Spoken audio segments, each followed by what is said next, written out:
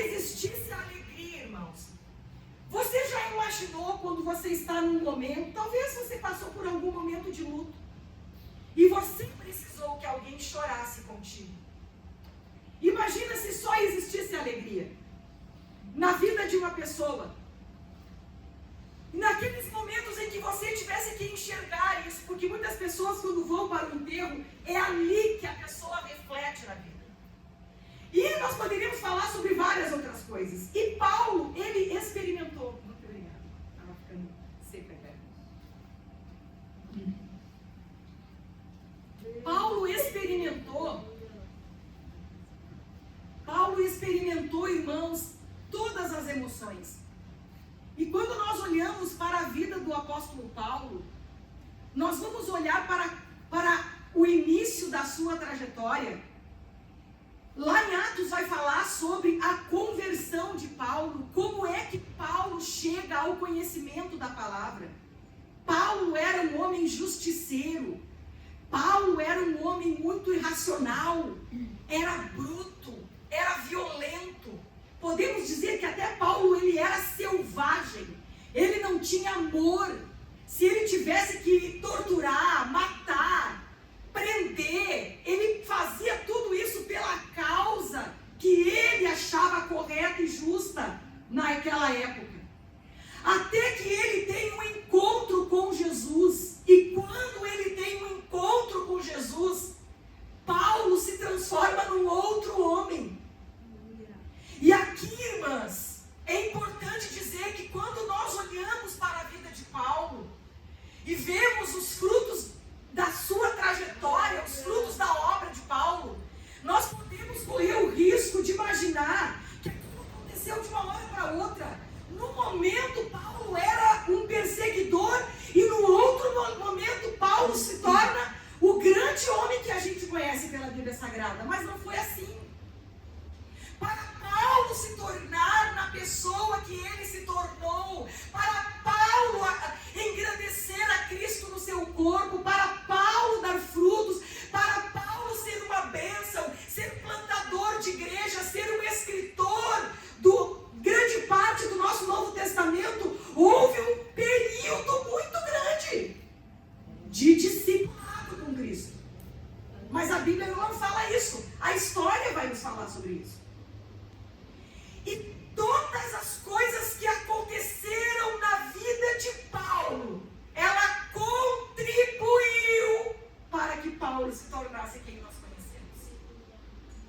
Aquele homem fiel, aquele homem temente, aquele homem que era uma bênção para a igreja, aquele homem que colocou a vida dele a serviço da obra de Cristo, ele se tornou isso.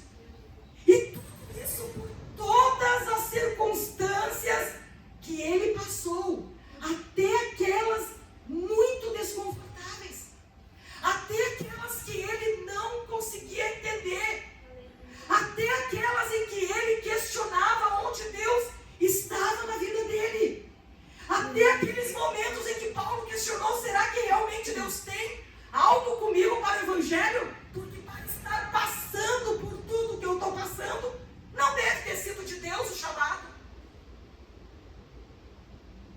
Eu não sei se as irmãs já passaram por isso, irmãs, mas eu já passei por isso. Eu já passei por situações em que eu pensei assim, meu Deus, isso aí não pode ser de Deus. Esse trabalho me chamaram, não pode ser de Deus. Eu me lembro quando a irmã Gladys me chamou lá em Porto Alegre para pedir para ajudar na Escola da Mulher Obreira. Irmãs do céu, ela falou para mim: irmã Kátia, agora tu ora muito, porque o diabo vai se levantar. E ele gosta de atacar a família da gente. Irmãs, parece que a irmã Gladys falou, e foi escrito. E houve um levante tão grande, irmãs, contra a minha família, que eu passei a noite inteira chorando, orando e pensando: meu Deus do céu, eu acho que tá do jeito que tá, toda essa situação, todo esse vento, esse temporal, eu acho que não é para mim estar na frente do trabalho ajudando as irmãs. Acho que não é. E aí, irmãs, Deus, na hora de manhã, quando eu tô pensando assim, ó, eu acho que eu vou falar para a irmã Gladys que eu não vou mais ficar ajudando as irmãs, porque o levante tá demais. Eu me lembro que Deus, irmãs, Ele me mostrou algo, eu quero mostrar para as irmãs aqui. Vou chamar aqui a irmã Zeli, vou chamar mais umas 3 irmãs ali, vem a irmã Esther, vem a irmã ali. Pode vir aqui para frente, faz favor.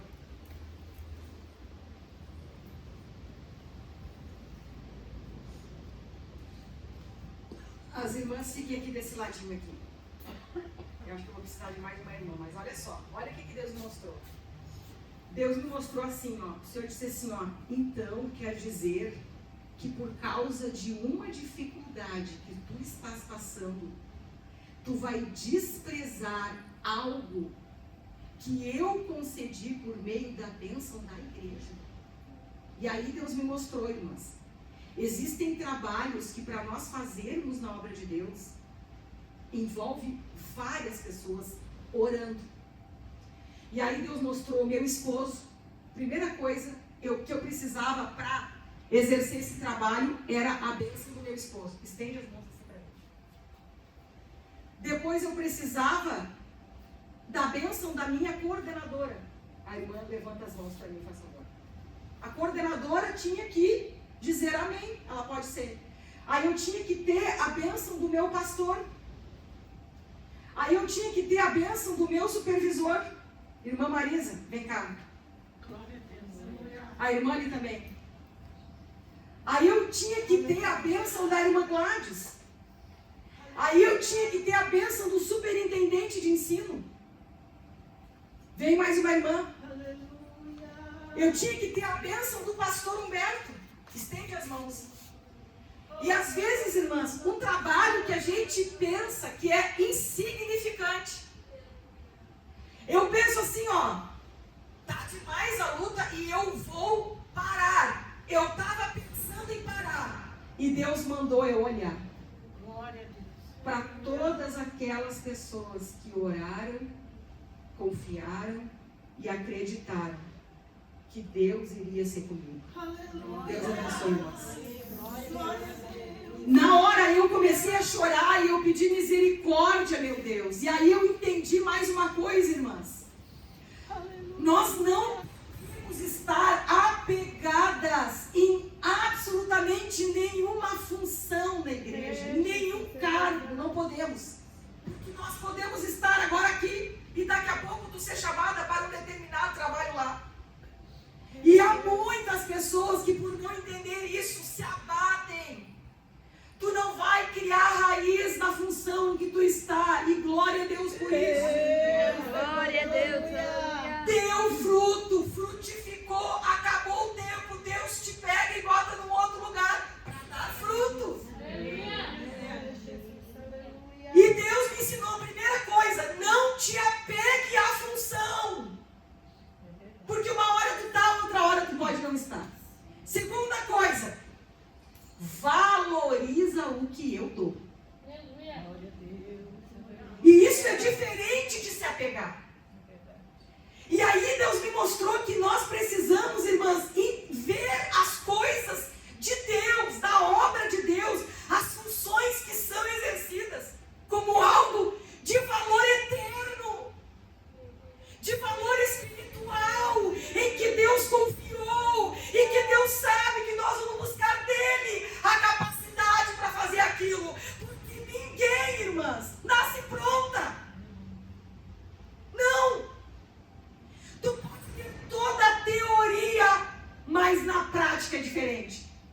Eu trabalho há 26 anos com nenê, irmãs. UTI neonatal. 26. Quando eu tive a minha filha, eu já estava trabalhando há 6 anos. Essa noite eu estava falando ainda com uma mãezinha lá. Quando ela nasceu, é que nasceu uma mãe. Não foi quando eu cuidei. de outras crianças. É quando eu tive que cuidar do meu filho. A mim nasceu. E eu tive que dar para as mãezinhas, eu me vi duas coisas que eu orientava as mães, acontecia comigo, eu ficava pensando, será que isso é normal? Um dia duas pediatras me ligaram do hospital e eu disse, doutora, está acontecendo tal coisa na minha mama, isso é normal? Ela, Kátia, tu esqueceu? Irmãs, sem mentira nenhuma, tinha coisas que eu esqueci. Eu queria que alguém me dissesse que aquilo ali era normal, porque só sabe o que é ser mãe quando nasce um bebê. Aleluia. Aí tu aprende. E tu aprende tão bem que mesmo... Muito obrigada, irmã. Eu tomo bastante, porque a minha garganta seca, eu tomo bastante água. Aleluia. E aí, quando nasce o teu bebê, pode pegar a mãe, a avó que criou 10, 15 filhos, aquela criança, quem sabe cuidar é tu. Glória. Você aprendeu. Então nós, irmãs, nós não nascemos pronta. Ninguém aqui nasceu professora, ou líder, ou coordenadora, ou supervisora, ou música. A Sara mesmo. Com certeza a Sara teve um início na música. Mas Sara, acabou o conhecimento, tu está sempre aprendendo. Sempre aprendendo. E quanto mais se ensina, mais se aprende. Quanto mais a gente ensina, mais a gente vê que não sabe, irmãs. É interessante isso, né? Então a vida da gente é um processo, é uma escola. Deus, como eu estava orando pela irmã, Ele não desperdiça sofrimento nenhum na vida dos seus filhos. Aleluia. Deus não desperdiça o sofrimento que está acontecendo na tua vida. Deus não vai desperdiçar. Ele vai usar esse sofrimento para te aperfeiçoar. Amém. E Paulo, irmãs, ele aprendeu com a vida. Eu gosto demais deste versículo, no verso 11, que diz, eu aprendi a estar contente. Vejam que isso é um aprendizado, o contentamento. Paulo estava numa circunstância que nenhuma de nós poderia dizer, estou contente. Regozijai-vos. Olha a carta dele. Regozijai-vos. Alegrai-vos. E Paulo na prisão, acorrentado a soldados romanos, que a cada 6 horas trocavam de turno, num lugar inóspito, num lugar sem conforto, longe da igreja, fisicamente longe da igreja. O corpo cansado, dolorido, viagens, açoites, perseguições. Lá estava Paulo, não era um homem cheio de saúde, não era um homem, irmãs, que olhava e via aquele homem com liberdade, não, era um homem dizendo para a igreja, escrevendo uma carta, regozijai-vos no Senhor, regozijai-vos. Escreveu a carta e mandou para todos os irmãos de Filipos. Aleluia. E sabe, irmãs, que essa experiência de Paulo poderia ter escandalizado. Alguns diziam o quê? O plantador de igreja. O grande escritor e autor acorrentado. Mas olha a circunstância dele para ser nosso pastor. Olha quem Paulo é. Vale a pena escutar. Olha a circunstância. E tem gente que acha que a gente é crente só pelo que Deus dá. Eu sou crente para que a minha família seja abençoada. Eu sou crente para que todo crente é próspero. Eu sou crente para que todo crente é curado. Não!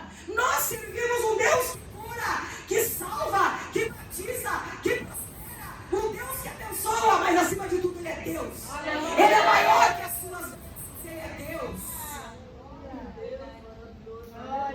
Aleluia!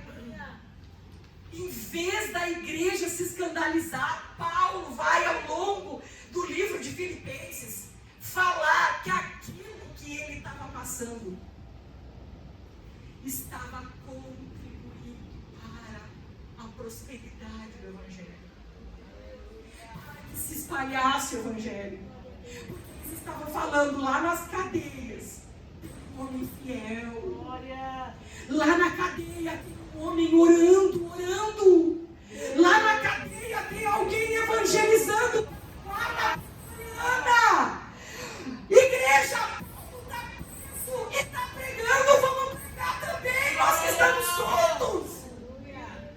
Igreja, olha as condições do apóstolo e olha as nossas. Se ele consegue se alegrar lá, vamos nos alegrar aqui. Aleluia. Mas eu acho isso simplesmente tremendo. Eu acho isso simplesmente maravilhoso, irmãs. Que nada se perde na vida de um crente. Todas as coisas, elas cooperam para o bem daqueles que amam a Deus. Nós olhamos muitas vezes com a dificuldade muito grande que há nos relacionamentos. Às vezes se criam barreiras entre pessoas, muros, grandes muros.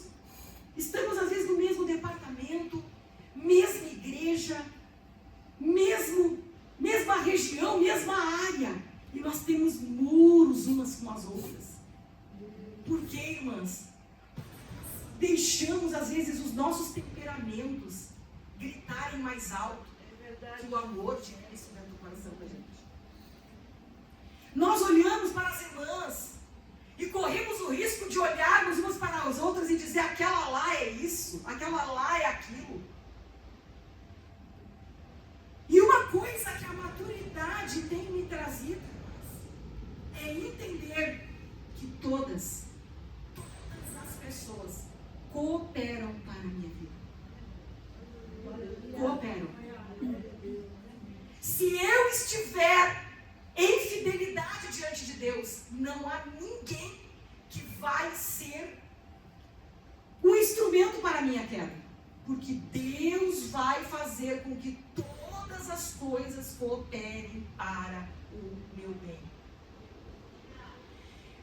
Nós estamos na igreja, irmãs, e Deus está em um grande processo na nossa vida. Ninguém aqui está. Nós podemos olhar para as pessoas e pensar: está na igreja, então essa pessoa tem que ser perfeita. Não, ela está. E nós fazemos de tudo para que todos estejam, porque nós a cada dia estamos sendo aperfeiçoadas, lapidadas, trabalhadas, forjadas por Cristo.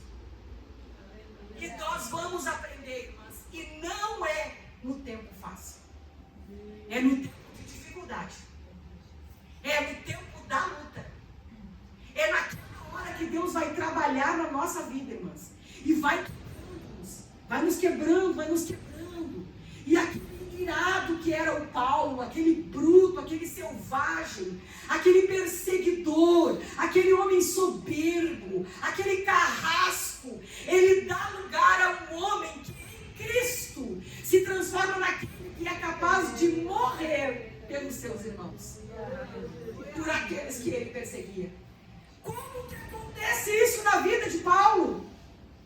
Pelas lutas, pelos processos.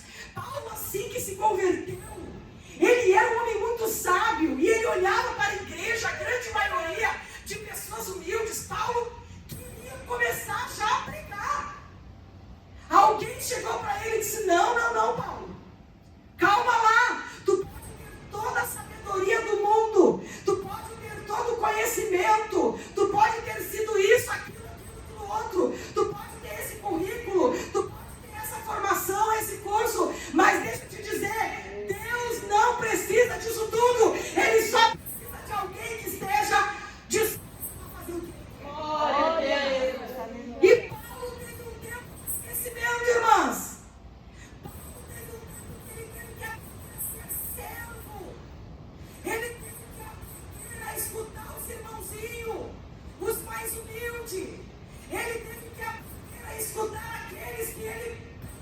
te perseguia.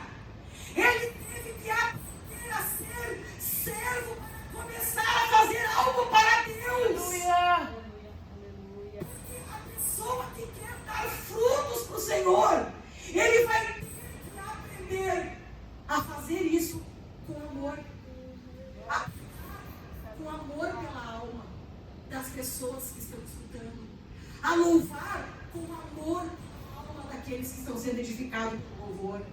E a fazer qualquer outra coisa na obra de Deus com um sentimento: amor. Eu faço por amor a Deus e por amor às pessoas. Com amor é diferente. Louvar com amor é diferente. Evangelizar com amor é diferente. Olhar para a vida de cada um como sendo uma alma preciosa. É isso que o Senhor quer. Que aqueles que o servem façam isso. Quem somos nós, irmãos? Quem somos nós para trabalhar na vida de alguém? É Deus que trabalha na nossa vida. Eu pedi a Deus paciência. Eu dizia: Deus, me dá paciência, Jesus, me dá paciência. E aí Deus me deu o Ayrton.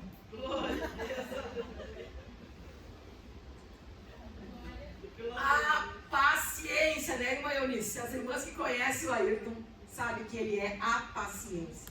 Aleluia. E ali nós nos unimos há 30 anos. Pensa, uma com o acelerador e o outro com a mão no freio. E é que nem o pastor Humberto fala: para os relacionamentos não basta apenas tu orar e sentir paz para começar um relacionamento. Não basta. Deus orou, Deus dirigiu, glória a Deus. Um casal de jovens estava falando isso para mim lá no congresso, que o pastor Humberto disse assim, ó: amém? Depois que eles disseram que Deus confirmou para eles, né? Deu passo para eles começarem o namoro. Mas o pastor Humberto disse assim, ó: mas isso não é tudo. Agora vocês têm que fazer dar certo. Fazer dar certo. Interessante essa frase, né? E é verdade, tu te une a alguém e tu tem que fazer dar certo. E esse fazer dar certo, vai ter horas que aquilo que tu faz, a pessoa ali vai concordar. Mas daqui a pouco, aquilo que tu tinha planos, que tu idealizou, que tu pintou, que tu tirou foto, que tu desenhou, vai chegar e vai mostrar, vai dizer: não é por aí. E é aí que entra o trabalhar de Deus da paciência. E é aí que entra. E às vezes a gente olha para pessoas, irmãos, diferentes de nós, com visão diferente, com temperamento diferente, com personalidade diferente, com forma diferente de agir. A gente olha e pensa: ai, meu Deus do céu, tomara que aquela irmã não esteja lá, porque se eu tiver, eu já sei que vai fazer alguma coisa para mim. Pois sabe, irmã, que é exatamente aquela irmã que vai ser usada por Deus para revelar o que precisa ser mudado em ti. Deus mistério, Jesus. Aleluia. Porque, como eu digo, irmãs, às vezes a nossa incomodação diz mais respeito a nós do que ao outro. Nós pensamos, nós começamos a sentir de acordo com o pensamento e nós vamos agir de acordo com o que sentimos. Pensamento gera sentimento e sentimento gera comportamento. Então aí, olha que interessante o que o apóstolo Paulo vai nos falar. Que tem 3 coisas, irmãs, que nós devemos procurar fazer bem. Primeiro, é orar corretamente. Segundo, é pensar corretamente. E o terceiro é viver corretamente. E Paulo vai nos mostrar, irmãs, que Deus ele usou 3 situações na vida dele para aperfeiçoar a vida dele, para ser instrumento trabalhado e para que ele tivesse alguma coisa para oferecer para os outros. 3 coisas que Deus deu a Paulo. Primeiro, as cadeias. Segundo, os críticos. E terceiro, as crises. Essas 3 coisas foram instrumentos de Deus na vida de Paulo. Eu pergunto, alguém aqui quer cadeia? Alguém aqui gosta de crítico? E de crise?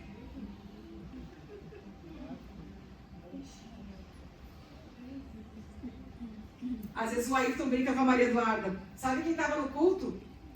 Ela disse, quem? Agora ela já sabe, né? Ele fala a Cris, a Nice e a... Tem outro nome lá. Quem? A Cris, a necessidade. Sabe quem eu vi, Lidia? Sabe quem eu vi? A Cris, a Nice. Quem? A Cris, a necessidade. Tem mais, eu não esqueci o nome. Mas, irmãs, brincadeiras à parte, essas três coisas que foram instrumentos de Deus na vida de Paulo, não vieram para destruir Paulo. Vieram para destruir a carne. Vieram para mostrar a Paulo que ele, para se tornar um novo homem em Cristo, uma pessoa em que realmente Cristo pudesse usar, ele precisava enfrentar aquilo que ele teria que enfrentar, de uma forma a estar totalmente na dependência de Deus. E vieram as cadeias. Paulo foi preso. Mas Paulo mesmo diz, o evangelho não foi preso. E lá, naquela circunstância, Paulo se torna um escritor. Ele fortalece a igreja, ele envia cartas, ele mobiliza Filipe, ele mobiliza Tiago, ele mobiliza Timóteo. Ele está ali, as igrejas crescendo, ele sabendo dos problemas, administrando, escrevendo, olha, para a igreja tal, isso, aquilo outro. E para a igreja tal, isso, aquilo outro. Vieram os críticos, e isso aí eu acho fantástico quando a gente lê. Chegaram para Paulo e disseram, olha Paulo, tem pessoas aí falando mal de ti. Mais ou menos isso. Tem pessoas aí, Paulo, que estão te criticando. Eles não estão chegando para os novos convertidos, para os cristãos, e dizendo assim, ó, já aceitou Jesus? Não, eles estão dizendo de que lado que tu está? Tu está do lado de Paulo ou do nosso lado? Sabe o que Paulo diz, irmãos? E isso é maravilhoso. Se nós conseguirmos entender e aplicar isso na nossa vida. Paulo diz assim, ó, se isso tem contribuído para a pregação do Evangelho. Amém.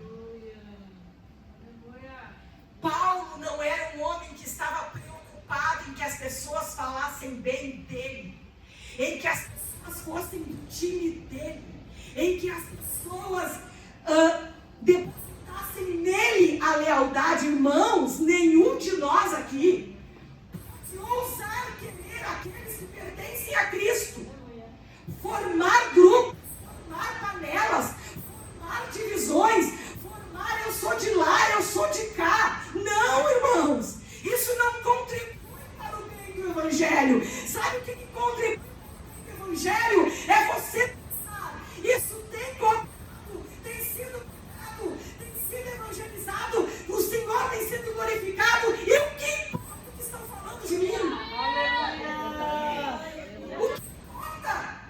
Contanto que Cristo esteja sendo anunciado, é isso que importa, porque para mim o viver é Cristo. Que nível de maturidade que nós precisamos chegar? Eu quero isso para mim. Você quer? Levanta a tua mão e dá glória a Deus. Eu quero, Jesus, eu quero esse nível de maturidade. De saber, irmãos, ninguém me deve nada. Ninguém me deve nada. Nós devemos um ao outro amor. É isso que nós devemos um ao outro, o amor. Ninguém nos deve nada. Eu imagino a situação em que muitas vezes nós nos encontramos. preocupamos, irmãos. A forma como nós nos preocupamos, às vezes, eu já ouvi pessoas dizendo, eu não vou, porque eu sei que a fulana vai estar lá, ou que o fulano vai estar lá. Eu não vou, porque agora quem cuida lá é tal, e quem cuida lá é tal. Em que momento que nós começamos a normalizar, a deixar Cristo de lado? E que o nosso relacionamento, eu sempre me confundo, horizontal é assim, né? É assim?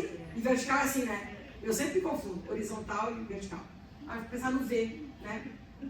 No V. V assim. Quanto que nós normalizamos que o nosso relacionamento horizontal, ele é mais importante do que o vertical? Glória a Deus. Para nós nos darmos uns com os outros, nós temos que enxergar como Paulo enxergou. Aleluia. E o Evangelho. Oh, Deus. E a obra de Deus. Isso tem contribuído para a obra de Deus? Tá, mas estão falando de ti. Tá, mas isso tem contribuído. Não interessa se falou de mim. Estão falando de Cristo? Estão falando do que Cristo fez? Estão falando, estão pregando Jesus? É isso que importa. Olha o nível de maturidade, irmãos. E era exatamente assim que Paulo encarava os seus críticos. As crises, irmãs. O próprio apóstolo Paulo, lá no capítulo 1, verso de número 20, vai falar que por causa da sua crise, Cristo foi engrandecido. Hoje, irmãs, eu entendo um pouco disso. Hoje eu entendo. Porque eu já passei por crises em que depois que eu venci a etapa, depois que eu passei a fase, depois que passou a dor, o sofrimento, e eu olhei, eu vi que eu jamais teria aprendido algo como o que eu aprendi se eu não tivesse passado por aqui. E mais, com aquilo que eu passei e que me doeu, e que me fez sofrer, e que me fez chorar, Deus enviou pessoas com o mesmo sofrimento depois para que eu pudesse ajudar. Aleluia. Com o mesmo sofrimento. E a experiência é a coisa mais maravilhosa que tem na vida. Se tem uma coisa que é bom da gente envelhecer, é a experiência.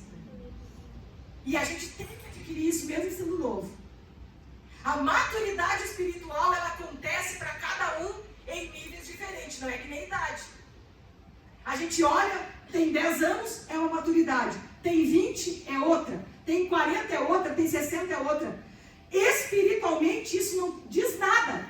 Porque tem jovens que são mais maduros do que pessoas que deveriam ser.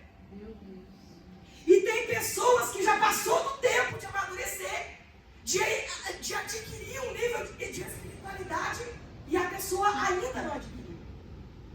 Então, irmãs, isso é um segredo que eu tenho comigo, que não é segredo, né? Segredo a gente não conta. Mas é uma forma de eu olhar, às vezes, certas coisas que querem nos entristecer. A primeira coisa que eu penso quando alguém fala de forma que eu não gostaria que falasse, não foi confortável, agiu comigo, falou pra mim. Enfim, a coisa que eu olho é, será que a pessoa estava bem? Será que ela estava bem? Porque daqui a pouco a pessoa não estava bem e eu ainda coopero para ela ficar pior. Olha as fases hormonais que acontecem na vida de uma mulher. Desde a sua menstruação. É um turbilhão de hormônio. As mães aqui que têm filhas, mulheres, sabem. A vida dela se resulta antes e depois. Porque muda as emoções, não de todas, tá? Mas ela não é, irmã Esther. Muda muito as emoções. Porque vem ali a carga dos hormônios. Que eles não são estáveis o mês inteiro. Aí junta isso, irmãs, com o sofrimento que muitas pessoas estão passando, famílias que às vezes têm a organização familiar é sofrido para algumas pessoas, às vezes é uma pessoa só que serve a Deus. Às vezes é a família inteira que serve a Deus, mas o diabo está atacando a mente, o diabo está atacando emoções, o diabo está se lançando. E nós olhamos umas para as outras, irmãs. Deus nos deu uma para as outras para olhar e dizer: algo não está bem. E se tem uma coisa que eu posso fazer, é orar, é ajudar. E a segunda coisa que eu vou pensar é: às vezes uma pessoa está na igreja, mas ela está no caminho do amadurecimento. Ela está num processo de amadurecimento. E eu vou precisar respeitar este processo. E às vezes as que são mais maduras espirituais vão ter que suportar as menos espirituais. Para que elas vejam, para que nós venhamos a ganhar. Aquela que é mais madura espiritualmente venha ganhar aquela que não é tão madura espiritualmente. Porque o diabo não desiste de nós. Enquanto ele não nos tiver, não fazer conosco o que ele quer, ele não para. Porque nós vamos desistir umas das outras. Nós vamos lançar umas às outras ao esquecimento. Eu lembro, irmãs, há 20 anos atrás, e eu gosto de contar isso, embora seja um passado meio tenebroso, eu gosto de falar isso para que as pessoas tenham um exemplo de como talvez estão passando pelo processo e saber como fazer. Eu me lembro, eu estava grávida da Maria Eduarda e nós tínhamos uma livraria. E houve uma situação lá em que os vizinhos, eu já contei isso aí em alguns lugares, os vizinhos, o casal se uniu, né, para prejudicar ali o nosso ambiente de trabalho. E a irmã do rapaz, que era nossa vizinha, era cristã, ela falou: olha, eles têm uma inveja muito, muito, muito grande de vocês. E eles estão olhando a casa de vocês, nós estávamos construindo, né, um pedacinho da casa só. E eles disseram que já que vocês conseguiram isso, a casa nem estava pronta, irmão, só um pedacinho, a chapa. E eles disseram que se vocês estavam conseguindo, eles também iam conseguir. E aí o que eles faziam, irmãs? A mulher chegou para o meu esposo e disse assim: tu te importa que a gente pegue e faça... Irmão, onde tem a loja do perdido? Vou pegar o celular. E aí ela pegou e disse para ele: tu te importa que a gente abra um bazar aqui? Nós não vamos colocar material escolar, nós só vamos colocar um bazar. E o meu esposo disse assim: olha, amém, Deus tem para dar para todo mundo, Deus tem bênção para todos, fiquem em paz. Eles também eram cristãos. E eu particularmente, né, era recém-casada, a gente casou junto com esse casal, no mesmo mês. Só que ela já tinha uma filha quando casou com ele. E nesse período que foi 10 anos depois, né, que eu fiquei grávida da Maria Eduarda, eles já tinham 4 filhos. Eu era a primeira, eles já tinham 4.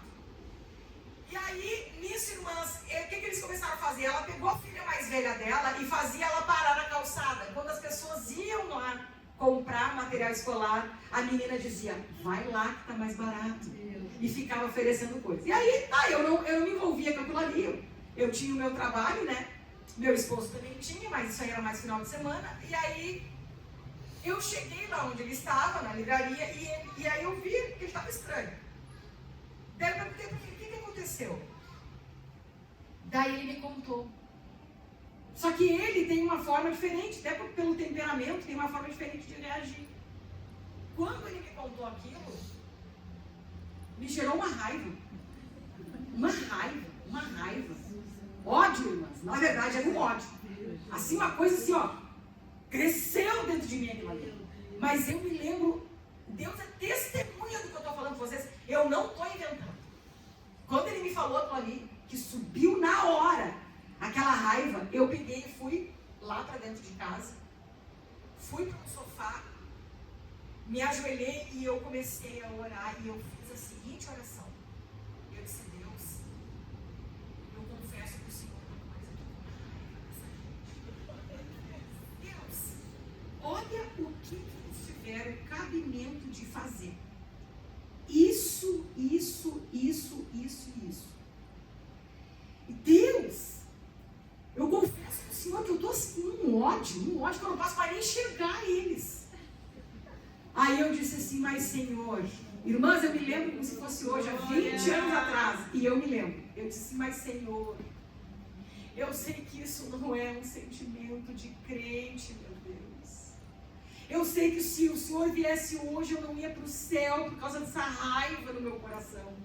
Tira essa raiva do meu coração. Eu não quero ter ódio de ninguém. Eu não quero ter raiva de ninguém. Senhor, tem misericórdia, irmãs. E eu comecei a orar, continuei orando. Irmãs, daqui a pouco eu me fraguei, eu estava orando, Deus, tem misericórdia deles. Abençoa eles, Senhor. Eles têm 4 filhos, nós nem temos uma ainda, mas eles precisam da tua bênção. E para a glória de Deus, irmãs, eu saí daquele sofá outra pessoa. Deus tirou a raiva, o ódio, a carne, aquela coisa natural. E eu tive compaixão por eles. Aí a gente acabou conversando. Quer saber? Isso aqui nem está dando lucro para nós, vamos fechar. Terminamos com aquilo ali, para a gente não queria confusão com ninguém, queria ficar na paz e não tinha muito retorno mesmo. E Deus continuou nos abençoando, nós fazendo a nossa construção ali. Olha o que eles fizeram. Eles pegaram um valor comum agiota. Na época, 20 anos atrás, era 12 mil reais para construir a casa deles. Sabe quantas vezes eles iam pagar? 40 vezes de R$1.000. Trabalhavam fazendo bolsa. Olha o que é a escravidão da gente se comparar com outras pessoas, da gente pensar assim, abençoado é quem tem tudo, abençoado é quem isso. A gente não tem contentamento com aquilo que Deus nos dá, ser feliz com as coisas que Deus nos dá, irmãos. Visualizar a minha felicidade, ela tem que ter o que o outro tem. Ele trocou de carro, eu tenho que trocar, daí eu vou ser feliz. Ele conseguiu viajar, eu tenho que viajar, daí eu vou ser feliz. Imagina que escravidão é essa. Vou resumir. Não conseguiram pagar o agiota. Perderam a casa que eles tinham comprado no terreno. Era um terreno horroroso. Eles cuidaram de todo aquele terreno. Eles aplainaram, acho que é o nome, com as próprias mãos. Eles aterraram. Eles deixaram o terreno bonito. Eles construíram uma casinha ali para eles. Mas porque eles não tinham o contentamento, eles perderam tudo, irmãos. Graças a Deus, eu nunca desejei isso, pelo contrário. Eu queria que Deus abençoasse. Mas, irmãs, vejam o que é que o pecado faz no coração humano. E Paulo, ele vai dizer isso. Eu aprendi a estar contente em toda e qualquer situação. Eu aprendi a ser humilhado, a estar humilhado. Porque para estar em soberba, ninguém precisa nem aprender. A gente já nasce sabendo. A gente já nasce soberbo. A gente já nasce egoísta. A gente já nasce orgulhoso. A gente já nasce com uma inclinação para o pecado. Aí a gente tem que aprender. Aprender a ser humilde. Aprender a ser contente. Aprender a não ser egoísta. Bendito é o nome do Senhor em todos os sentidos, irmãos. Paulo vai dizer isso, que em tudo ele aprendeu. Aí nós vamos ver o porquê que Paulo falou isso. Naquela frasezinha que ele disse: porquanto para mim o viver é Cristo e o morrer é lucro.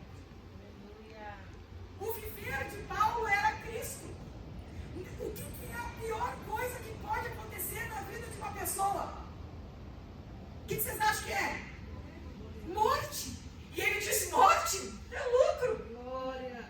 Ele sofrendo, ele padecendo perseguições, humilhado, espancado, açoitado, em cadeias, mas ali evangelizando, pregando.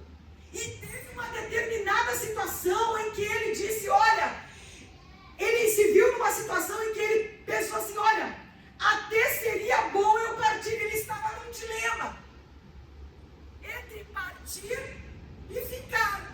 Mas aí ele pensou, olha, eu poderia partir e estar com Cristo, mas visto que a minha vida tem servido para a edificação da igreja e para o bem dos irmãos, então eu suporto mais um pouquinho. Aleluia.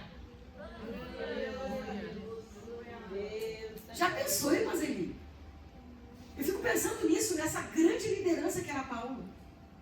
De olhar, irmã, e dizer assim, olha, eu estou sofrendo demais. Realmente, eu estou machucado, eu me mando para uma cadeia, me levo para outra cadeia, eu vou para esse país, eu vou para aquele lá e passo por naufrágio, e passo por tudo que é tipo de coisa. Eu tá dolorido, tô com o meu corpo muito dolorido, estou machucado. Não consigo mais estar no ambiente da igreja. Há um esforço enorme. Mas isso que eu estou passando está servindo para edificar a igreja? Então, Senhor, eu quero continuar mais um pouco. Glória a Deus. Aleluia. Pelo amor dos meus irmãos. Aleluia. Pelo amor da igreja. Eu fico pensando no pastor Humberto, irmãs. Ele sabe o quanto ele é um instrumento de Deus para este ministério. É um homem incansável, isso não precisa nem nós falarmos. Quantas vezes que ele está debaixo de ataque do diabo e que ele poderia talvez pedir para o Senhor, Deus, me leva por ti, já fiz uma grande obra. Mas ele olha, irmãs, para as almas. E quem tem um amor genuíno por almas, irmãs, ele não pensa primeiro em si, ele pensa primeiro nas almas. E ele disse, por causa das almas eu vou suportar a dor. Por causa das almas eu vou continuar sofrendo. Por causa das almas eu vou continuar sofrendo ataque e perseguição. Glória a Deus. Agora, terça-feira, só para vocês terem uma noção, vocês ficaram sabendo que o pastor Humberto passou mal, né? Sim. Ele teve uma infecção intestinal. E nós fazemos parte de um grupo da saúde ali. E o irmão Vinícius, que é médico, ele ficou sabendo do pastor Humberto e ele chamou um de nós, né? Olha, preciso de um técnico para ir comigo lá na casa do pastor, para nós administrar um soro nele, para dar um up nele, né? E ele falou, o irmão Vinícius, que eles tentaram o SAMU para levar o pastor para o hospital. E a SAMU se negou. E uma outra pessoa, irmãs, muito próxima ao pastor Humberto, falou para nós, vocês não imaginam o que o diabo se lança contra a vida dele, até para a prestação de serviços para ele. Pessoas que se negam a fazer alguma coisa porque é do pastor Humberto. Há muitos ataques que uma liderança sofre e que a gente olha e pensa assim, ó, não tem problema. Às vezes os mais próximos sabem o que o pastor Humberto passa, o que o pastor Mauri passa, o que a irmã Zeli passa. Os mais próximos às vezes sabem. Mas muito do que as lideranças em geral passam não vai ser falada. E é por isso, irmãs, que nós temos que ter sensibilidade. Se está fazendo algo para Deus, tem que ser alvo da nossa oração. Para que eles suportem, para que eles resistam, para que eles continuem. Aleluia. E às vezes é complicado. Vamos orar pelas lideranças nessas salas de oração. E as pessoas às vezes não entendem por que tem que orar. Porque todo dia o diabo ele não dorme e ele não é neutro e ele de tudo para destruir a obra de Deus. É atingir a obra de Deus que o diabo quer. Não é especificamente com uma pessoa. Não, irmãs. O diabo quer me atingir para eu mesma. Não. Ele visualiza a igreja. Se o que eu fizer na vida dela tiver uma grande repercussão de escândalo, é isso aí que eu quero, porque eu quero destruir a fé. Eu quero destruir pessoas que estão crendo. Eu quero que ela mais. O inimigo vai se levantar contra a nossa vida. Mas Paulo vai dizer: para mim o viver é Cristo e o morrer é ganho. E eu quero fazer um questionamento a ti, irmã. O que tem movido a tua vida? O que tem sido o gás para você continuar? Aleluia. Como é que você completaria essa frase? O viver é... O que você completaria? Não precisa falar. O que é para ti o viver? Porque de acordo com aquilo que for o viver para ti, vai ser aquilo que você vai ter de lucro na vida. Como que nós vamos ser destruídas? Se para nós, irmãs, o viver é Cristo. Aleluia. Agora, para muitos, o viver é dinheiro. E morrer é deixar tudo para trás. Para outros, o viver é a fama. E o morrer é ser esquecido. Para outros, o viver é poder. E o morrer é perder tudo. Agora, quando nós vivemos para Cristo, até a morte é lucro. Até a morte é lucro. Aleluia. Bendito é o nome do Senhor Jesus Cristo. Aleluia, Jesus. E Paulo, no capítulo 4, verso do 1 ao 9, ele vai falar assim: portanto, meus irmãos amados e muito saudosos, minha alegria e coroa, sim, amados, permanecei deste modo. De que modo, irmãs? Firmes no Senhor. Rogo a Evódia e rogo a Sintique, pensem concordemente no Senhor. Aleluia. A ti, fiel companheiro de jugo, também peço que as auxilies. Aleluia. Juntas se esforçaram comigo no Evangelho, também com Clemente, com os demais cooperadores meus, cujos nomes se encontram no livro da vida. Glória. Alegrai-vos no Senhor, outra vez digo, alegrai-vos. Seja a vossa moderação conhecida de todos os homens, porque perto está o Senhor. E aqui Paulo vai falar especificamente sobre ansiedade. Não andeis ansiosos de coisa alguma, em tudo, porém, sejam conhecidas diante de Deus as vossas petições, pela oração, pela súplica, com ações de graças. E a paz de Deus, que excede todo entendimento, guardará o vosso coração e a vossa mente em Cristo Jesus. Aleluia. Glória a Deus. Os irmãos estavam se desentendendo entre eles. Paulo fala ali para o irmão conciliar. Paulo sabe dos problemas que está na igreja. A divisão que estava se formando, a contenda entre Evódia e Sintique. Mas Paulo, ele, além de tentar tratar essas desavenças, Paulo, ele expressa uma preocupação: a ansiedade. Que provavelmente era isso que estava causando as desavenças da igreja de Filipos. E olha o que significa, dos significados da palavra ansiedade ali em Filipenses capítulo 6, capítulo 4, verso 6, ela pode significar atraídos para direções diferentes. Ansiedade. E essa ansiedade, irmãs, por que diz atraídos para direções diferentes? Porque quando nós estamos dessa forma, as nossas esperanças, elas nos puxam para um lado e os nossos medos para o outro. E a tensão se torna insuportável. O sentido da palavra ansiedade é associado à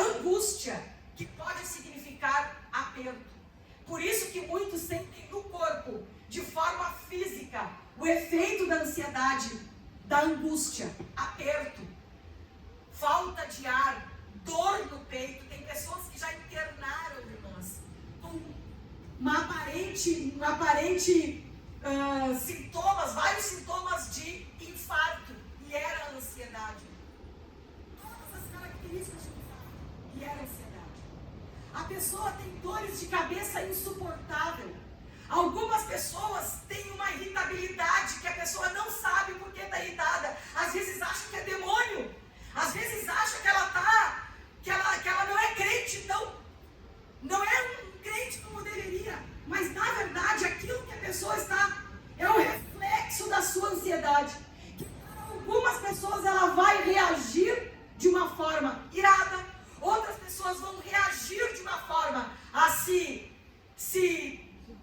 privar de contato com as pessoas, outras vão ficar quietos e não vão querer falar absolutamente sobre nada. Cada um tem uma forma de reagir à ansiedade, à angústia. Mas no ponto de vida espiritual, a ansiedade ela é constituída de pensamentos, que é a mente, e de sentimentos, que é o coração. E a ansiedade, irmãs, ela é a grande usurpadora da nossa vida. Vocês já experimentaram o dia que está muito bom? Sabe aquele dia que parece que acordou o passarinho cantando e tu entendendo que ele está cantando? O dia está lindo, o clima está gostoso, o café da manhã está farto, está todo mundo querido dentro da tua casa. Tu vai no mercado, a pessoa sorri, tu volta, todo mundo diz bom dia. A conta está positiva. Vocês não querem parar e pensar assim, ó. Ai, que estranho isso. Né? Tá esquisito, tô até com medo. Agora essa semana foi interessante. Foi um dia assim, irmãs. Eu passei um dia dessa semana assim. Eu tava tão bem. Me acordei mais cedo. Eu tenho que dar um tempo de me acordar bem, né? Eu me acordo antes de todo mundo lá em casa. Mas quando eles acordaram, eu tô acordada mesmo. E aí eu me acordei. Eu tava inspirada. Limpando a casa, com muita alegria. Dando bom dia para todo mundo que acordava lá em casa, né? Um monte de pessoas lá, né? E eu dando bom dia, tava alegre. Aí eu fui no mercado, eu tava bem, irmãs, bem.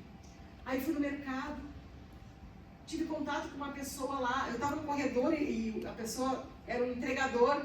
Aí eu vi que ele não ia ter espaço, eu peguei, vim pra cá, ele passou, ele, muito obrigada, um bom dia pra senhora. Eu disse, bom dia, eu também.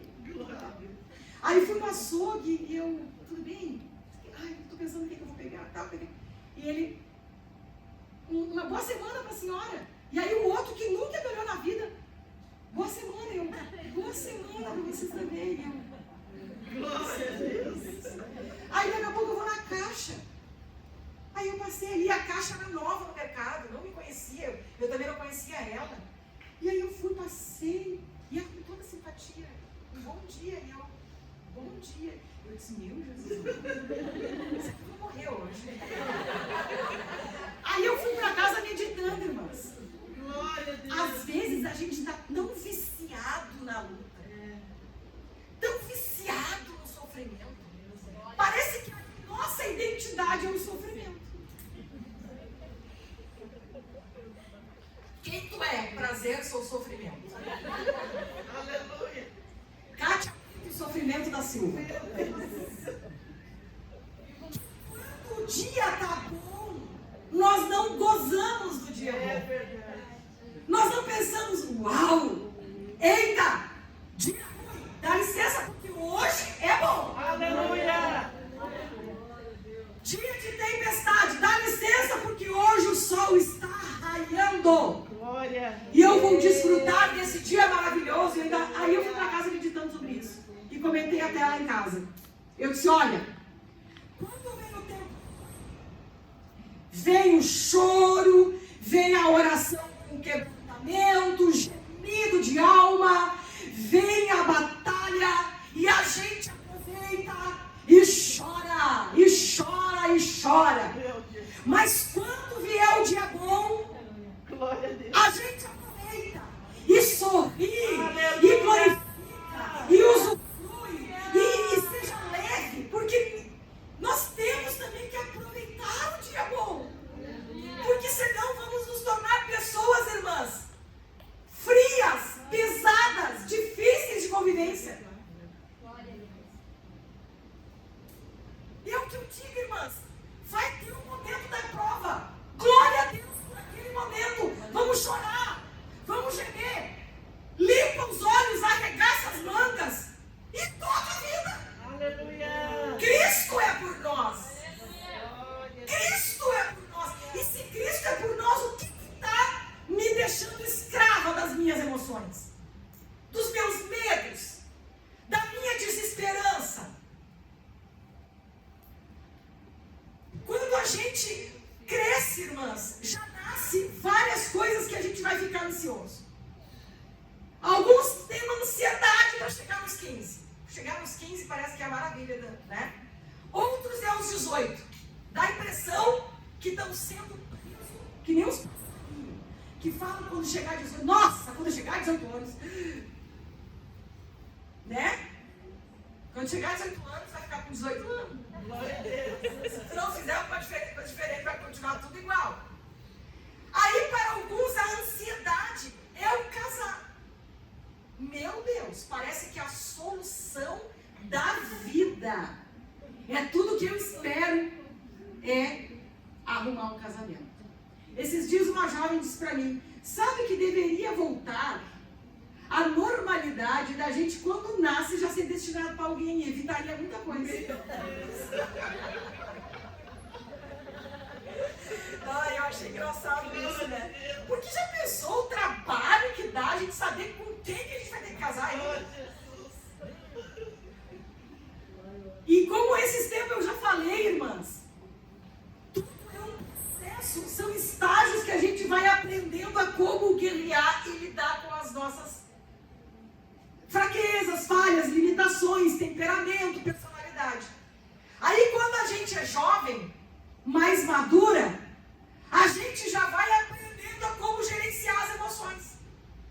Porque quando a gente casar, a gente vai ter que aprender a dominar elas mais ainda. Quando casado, já tem que ser uma soldada, uma guerreira que sabe empunhar bem os instrumentos, ali, as armas espirituais que Deus dá. Porque nasceu uma pessoa, nasceu aquele que vai ter várias situações na vida em que vai ter que aprender a guerrear. E a forma como nós estamos guerreando vai dizer muito em como que vai ser o nosso prêmio. Imagina, irmãs, se nós enxergar a vida pelas lentes do apóstolo Paulo, nas circunstâncias que ele estava, de uma forma diferente, olhando tudo de uma forma a se queixar, de uma forma a pedir morte, de uma forma a desanimar, de uma forma a desistir. Agora imagina que nós, como o apóstolo Paulo, vamos olhar para as nossas crises, vamos olhar para os nossos críticos, vamos olhar, irmãos, para as nossas cadeias, vamos olhar para aquilo que nós, no lugar no qual nós estamos inseridos, é nossa família, para a nossa escola, é para o nosso trabalho, é para a nossa igreja. Em todos esses lugares nós temos cadeias, nós temos críticos, nós temos crise, mas em cada uma dessas coisas nós podemos fazer como o apóstolo Paulo e sermos leves e dizer: tem contribuído. Eu não vou deixar que a crise me destrua, ela vai contribuir para me ser mais espiritual. Eu não vou deixar que os críticos me destruam, eu vou olhar que eles estão pregando o Evangelho, estão cooperando com o Evangelho de Cristo, então isso já serviu de lucro. Se nós encararmos a vida dessa forma, com contentamento, olhando para cada emoção como necessária, como útil, nós vamos ter uma vida muito mais leve, muito mais satisfeitas em Deus. Eu vou contar uma experiência que eu já contei em tudo que é lugar, mas se tiver uma pessoa aqui que não escutou, ainda está valendo. Glória a Deus. Na época do Covid, irmãs,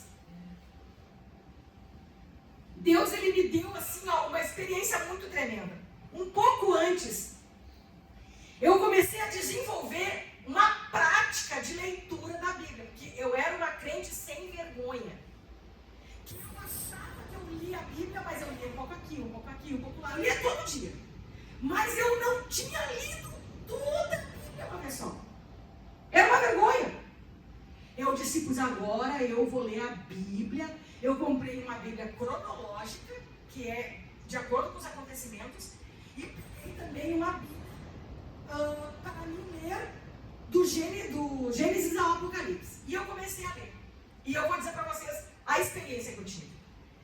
Quando a gente lê a Bíblia, como a igreja agora está incentivando o povo a ler, tudo, irmãs, todos os livros lá da Bíblia, que nem eu e a Maria Eduarda, às vezes eu vou ler, tem uns nomes meio complicados, ela diz, isso aqui vamos passar, vamos para a próxima frase ali, que, né, os nomes. Mas quando a gente vai lendo lá tudo, do Gênesis ao Apocalipse, toda a Bíblia, lendo da forma como a igreja está fazendo, 3, 4 capítulos por dia, quando tu termina a leitura da Bíblia, é uma perspectiva totalmente que tu tem, é como se tu enxergasse uma visão panorâmica. Imagina tu enxergar todo este templo aqui, toda essa visão panorâmica. Então tu começa a falar algo, tu lembra de uma passagem que falava sobre tal lugar. E eu comecei a desenvolver essa prática todos os dias de manhã, chuva ou sol, doente ou não doente, era prioridade na minha vida. Eu podia deixar alguma coisa para limpar, porque eu tinha que me organizar, né, para trabalhar, mas eu não podia falhar na leitura da Bíblia. Eu pegava a Bíblia e eu lia. E eu tenho meu material, minhas canetinhas, minha reguinha, eu tinha post-it, adesivo, todo, né, eu ia lá e levava as minhas coisas ali para tornar o meu momento de leitura prazeroso. E eu comecei a fazer aquilo. Chegou o Covid. Quando chegou o Covid, eu me lembro que muitas pessoas ali que trabalhavam com a gente morreram. No grupo hospitalar onde eu trabalho, tinha um container para conseguir comportar todos os corpos de pessoas que estavam morrendo. Vocês lembram? Que era um horror. E aí, irmãs, uma médica me chamou. Eu tinha uma consulta com o médico de trabalho, né? Que anualmente a gente tem que fazer. E eu me lembro que eu chegava no hospital, eu trabalho de noite, chegava no finalzinho da tarde lá. Eu já tinha meditado na palavra de Deus de manhã. E eu, de manhã, meditando e ruminando aquela palavra o dia inteiro. Quando eu chegava no hospital, a mensagem era sobre morte, morte, morte, morte. Tu viu quem morreu, tu viu não sei o que, todo mundo apavorado. Todo mundo assim, ó, era 2 máscaras, 2 toucas, 2 luvas, capacete, astronauta quem trabalhava diretamente com os pacientes. Era um horror. E a gente sabia que tanto nós poderíamos pegar o vírus e morrer, quanto a gente ser o transmissor, né? O que iria levar para casa. Então, era um cenário de pavor, todo mundo falava sobre isso, tu lia sobre isso, e era só o pior cenário. Era incontrolável o que estava acontecendo. E aí eu fui com essa médica do trabalho, e ela disse assim para mim, e aí, Kátia, como é que tu tá? Eu disse assim, e aí, doutora, tudo bem? Ela disse assim, tudo bem mesmo? Tudo! Daí ela pegou, largou e disse, não, tô curiosa. Tu me desculpa, Kátia. Como que tá bem? Como que tu tá bem? Eu fiquei curiosa, porque as pessoas que estão chegando aqui estão apavoradas.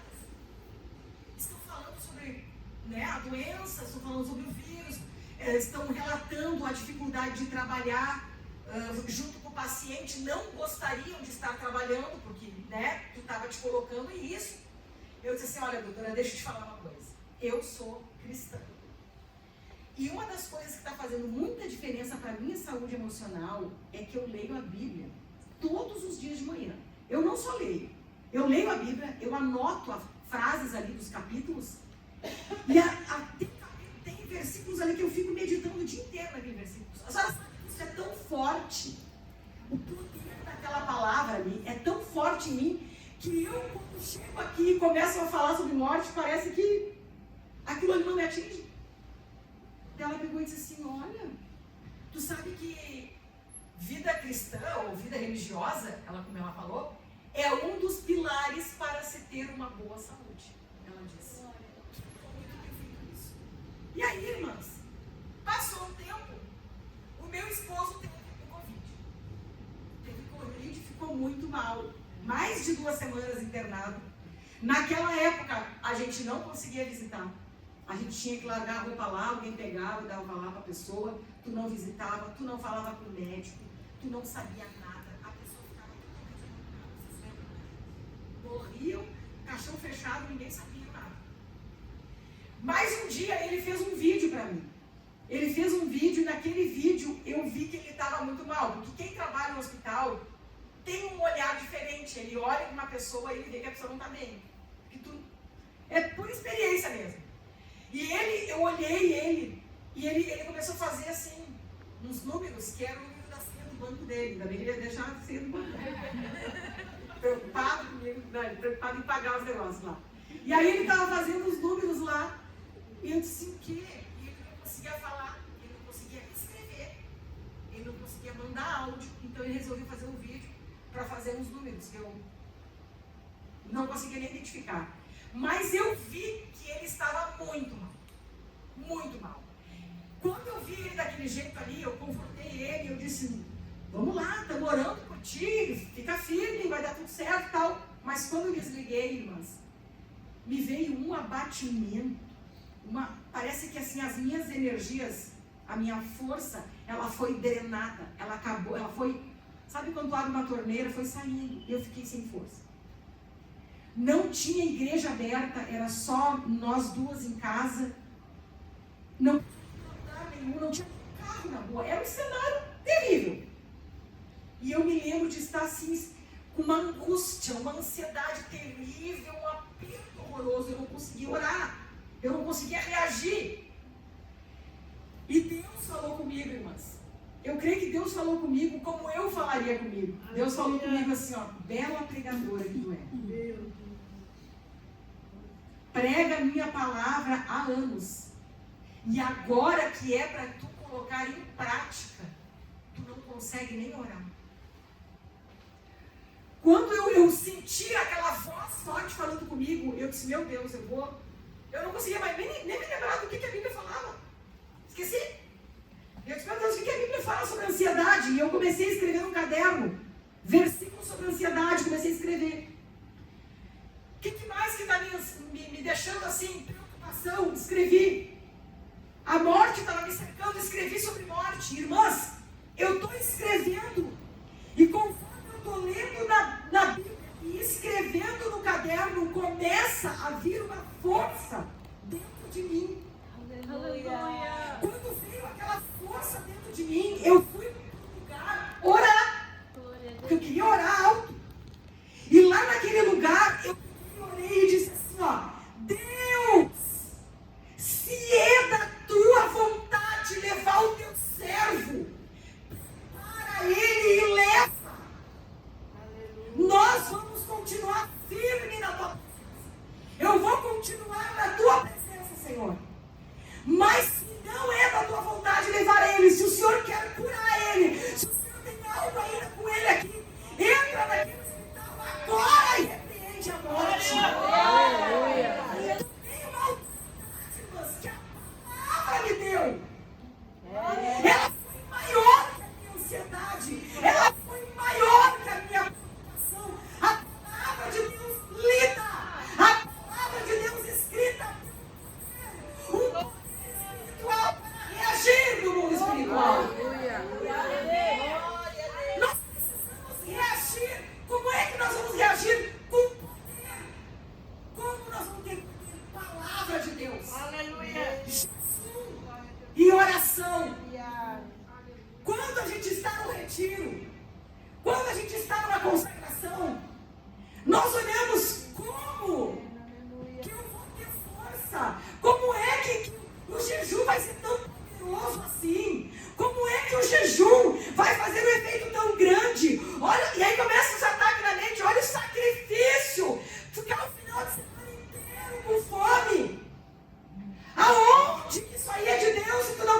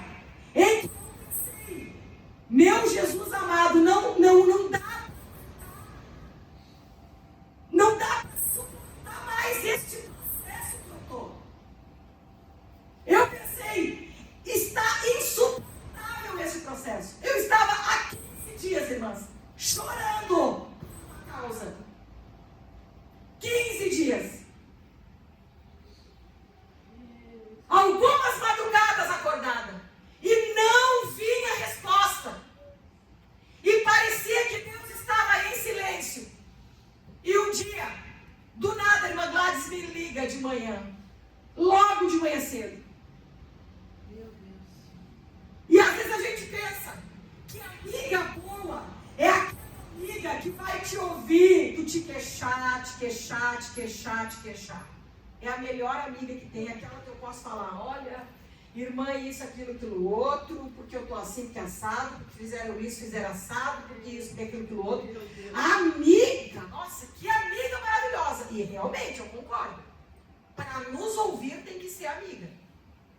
Mas valoriza a amiga que te orienta a ir para o jejum e oração. Valoriza, porque ela está sendo muito mais usada por Deus. E a irmã Gladys, como quem conhece mais de perto, ela sabe, ela tem a maior paciência em nos ouvir. Mas tem situações que ela mesmo, agora eu vou dizer nas minhas palavras, ela não toma o lugar de Deus. Porque ela sabe que ela não vai poder fazer. E aí ali eu nem ousei falar nada, porque eu já conheci um pouco a irmã Gladys, eu não vou ficar aqui chorando as minhas mágoas. Mas falei por cima, porque ela perguntou, a irmã está bem? Eu pensei, Deus falou com ela, para ela ter me ligado. E eu disse, olha irmã, estou passando por um processo. E a irmã Gladys, e eu tinha começado as minhas férias, e a irmã Gladys disse assim, ó, irmã Kátia, vai para Bom Retiro. Em Bom Retiro tem um sítio de retiros lá, que não precisa ir só em tempo de retiro, a gente pode ir lá. E aí eu procurei companhia, perguntei para algumas pessoas se podiam ir comigo, porque eu achava assim, meu Deus, alguém vai ter que ir comigo, né? Ninguém podia ir comigo. Eu disse, quer saber, eu vou sozinha. E eu tive um sonho. Eu tive um sonho, irmãos, que eu via uma águia com a cabeça baixa, cabisbaixa. E o cenário, assim, era tudo escuro, tudo escuro. E aquela águia ali não voava. Mas, de repente, eu vi que aquela águia chegou lá na frente do sítio em Bom Retiro. E ali onde é a construção, não era uma construção só, era uma enorme, uma gigantesca águia, um pássaro assim, enorme, com as asas assim para os lados. E eu vi aquela águia pequenininha na frente daquela enorme águia. E nisso, eu pensei, como é que eu vou fazer para voltar? Porque uma hora eu sonhava com a águia, outra hora eu sonhava comigo. Como é que eu vou fazer para voltar? E eu me vi em cima de uma águia que estava voando, que não voava e estava voando. E quando eu voltei, eu vi tudo escuro, tudo, o mundo, assim, a terra, como se fosse de noite. E eu voltando para minha casa. E ali, irmãs, depois daquele retiro, eu entendi uma coisa. Eu passei por um processo permitido pelo Senhor, um processo que era necessário eu passar. E por que eu deveria ir para o jejum? Por que eu deveria me aplicar na oração? Eu voltei para o mesmo cenário. Não mudou. Mas eu estava diferente. O jejum e a oração me fortaleceu para que eu olhasse para aquelas circunstâncias com um olhar diferente. E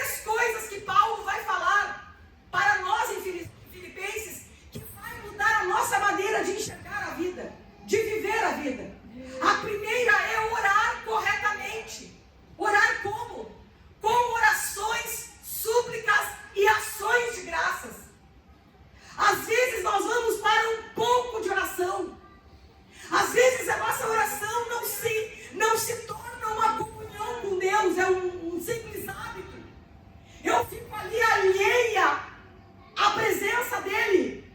Eu fico ali me contentando só em ouvir a minha voz e não busco receber mais dele. Uma revelação, a sua face. Às vezes eu estou ali e eu acho que a oração é só pedir, pedir, pedir. Não, a oração também é dar graças. É também dobrar os joelhos e começar a cantar a bondade de Deus. Daniel, irmãos, ele passou uma noite com leões na mais perfeita paz, enquanto o rei não conseguiu dormir no palácio. Deus de poder, Deus de glória. Aquele que tem paz de Deus na vida, aquele que vive uma vida com Deus e tem a paz de Deus que excede todo entendimento, ele pode dormir com leões, enquanto outras pessoas que estão em circunstâncias muito melhores não conseguem dormir, não tem paz. Aleluia. Mas Paulo também vai falar, irmãos, sobre o pensar corretamente. Por que muitas vezes nós não estamos vendo um evoluir na nossa vida espiritual, um evoluir na nossa vida moral ou familiar? Porque não estamos pensando corretamente. E como eu falei, irmãs, pensamento gera sentimento. E o sentimento gera comportamento. Eu penso que a irmã Zeli está de mal comigo. A irmã Zeli está de mal comigo. A irmã Zeli passa por mim e ela não me olha, tá de mal, eu sinto que ela está de mal. Aí eu vou na igreja sentindo que ela está de mal comigo.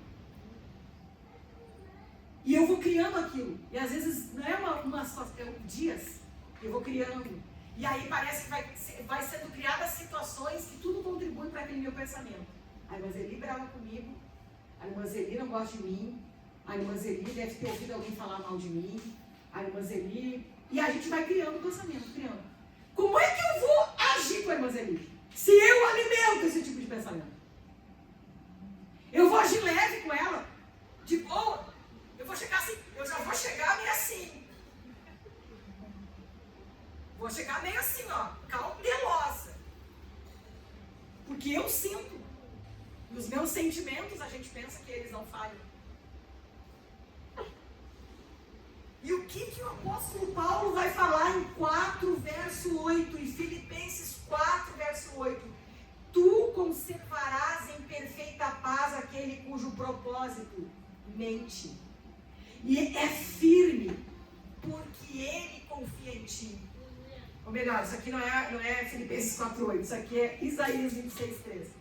Mas o apóstolo Paulo, em Tiago, irmãos, também vai falar. E é interessante, porque Filipenses capítulo 4, ele é o capítulo que nos diz como nós vamos ter paz. Aleluia. Filipenses 4 vai dizer que nós temos que pensar corretamente. Capítulo 4 vai falar, todo o capítulo, vai falar sobre pensar corretamente, orar corretamente e viver corretamente. Já em Tiago capítulo 4, vou pedir, as irmãs estão colocando ali, vou pedir para elas colocarem ali para nós. Tiago capítulo 4.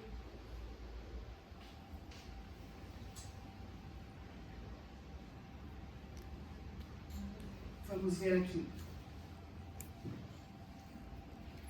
E ali em Tiago capítulo 4, diferente de Filipenses capítulo 4, que é o capítulo de como nós temos paz, ali Tiago vai estar escrito como nós vamos estar em guerra, vamos viver em guerra. O porquê que nós vivemos em guerra?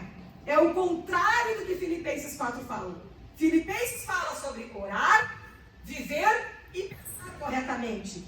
Já em Tiago fala que se nós não orarmos, por não orarmos corretamente, nós estamos em guerra. Olha só. De onde procedem guerras e contendas que há entre vós? De onde, senão dos prazeres que militam na vossa carne? Cobiçais e nada tendes, matais e invejais e nada podeis obter. Viveis a lutar e a fazer guerras, nada tendes porque não pedis, e não recebeis porque pedis mal, para esbanjardes em vossos prazeres.